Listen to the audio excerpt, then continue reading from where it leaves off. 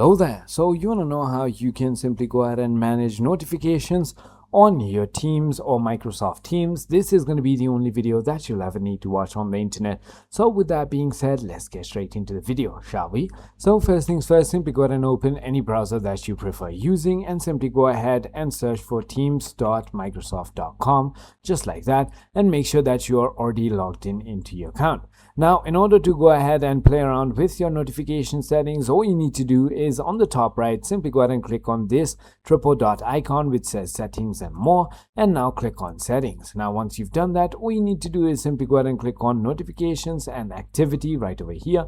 And as you can see, a bunch of notification settings are right here. On general, you can simply go ahead and mute all notifications. There are also sounds notifications, display notifications, and many more. So simply go ahead and play around with it however you want to. So that is about it. I hope this video was helpful to you. If it was, hit that like button and I'll see you on the next one.